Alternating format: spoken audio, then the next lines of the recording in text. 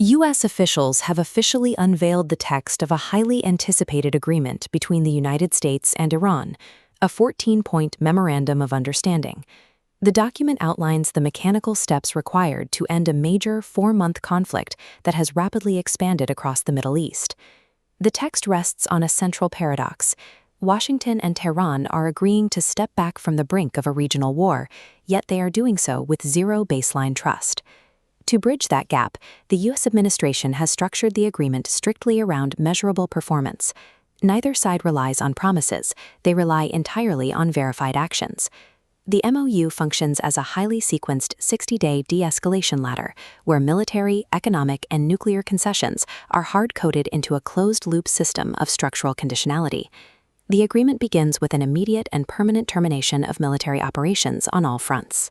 For Tehran, this cessation explicitly covers Lebanon, shielding their proxy network from further strikes. This creates a significant vulnerability on day one. If Israel initiates independent military operations against Hezbollah, the Iranian Ministry of Foreign Affairs has stated it will constitute a violation, threatening to collapse the entire understanding. Assuming the regional borders hold, Point 5 tackles the strategic necessity of reopening the Strait of Hormuz to stabilize global oil prices. Iran is obligated to use its best efforts to immediately allow the safe, toll-free passage of commercial vessels, removing technical obstacles and conducting demining operations. This graphic tracks the required reciprocal concession outlined in Point 4. Within 30 days, the U.S. will begin removing its naval blockade on Iranian ports. This withdrawal is strictly proportional. The rate at which the U.S. allows vessels through Iranian ports is mathematically tied to the volume of traffic Iran restores in the Strait of Hormuz.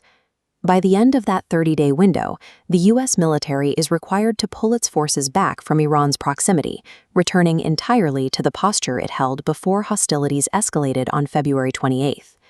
In the longer term, the text establishes a plan to bring Oman and other Gulf states into a broader agreement on how to manage the strait. These geographic pullbacks function as the initial, verifiable physical proofs required to jumpstart the deeper, more complex phases of the negotiation. With the map temporarily frozen, the focus shifts to the nuclear pillar. Under Point 8, Iran explicitly agrees not to procure or buy a nuclear weapon. To enforce this, the text establishes a complex core mechanism. Tehran must deal with its existing stockpile of highly enriched uranium through downblending.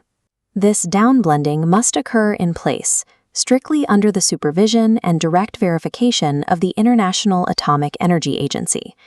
The U.S. administration defines this requirement as their strict minimum standard, identifying it as the primary objective of their initial military campaign. While final negotiations take place, Points 9 and 10 mandate the establishment of a verifiable status quo regarding the nuclear program. During this phase, the United States commits to halting any new economic sanctions.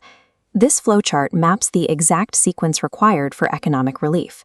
The U.S. will issue immediate waivers for the export of oil, petroleum products, and necessary banking transactions.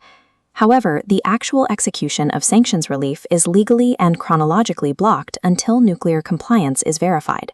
By making uranium downblending the strict prerequisite for economic survival, the MoU structurally prevents Iran from securing unearned concessions.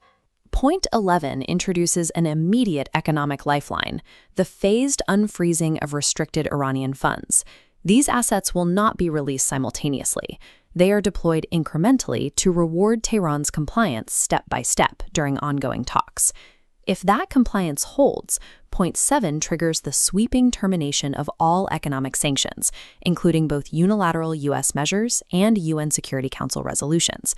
This relief is essential for Tehran. Operation Economic Theory effectively cut the country off from the global financial system. This node graph illustrates the financial firewall built into Point 6, a definitive $300 billion reconstruction and development plan. Notice the deliberate insulation of the U.S. Treasury. The United States acts only as the licensing authority, granting the waivers that allow the money to move, while remaining entirely disconnected from the funding itself. The U.S. is not required to pay a single cent directly to Iran. This stands in stark contrast to the 2015 nuclear agreement, which drew heavy domestic criticism for direct transfer of funds.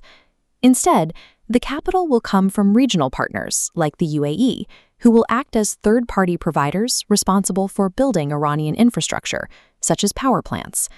While the U.S. expects Iran to aggressively assert its rights to this capital, Gulf states will demand highly favorable terms in return for their investment. Shifting the financial burden to regional actors allows the U.S. to satisfy Tehran's baseline demand for capital while bypassing the domestic political friction that historically surrounds direct payments. This timeline illustrates the primary procedural forcing function of the agreement. Point 3 institutes a strict 60-day window to negotiate and achieve a final, permanent deal. That countdown officially triggers the moment the presidents of both countries sign the MoU at the planned ceremony in Geneva. Point 2 introduces a mutual agreement to respect each other's territorial integrity and refrain from internal interference. Earlier this year, President Trump promised Iranian protesters that help is on the way.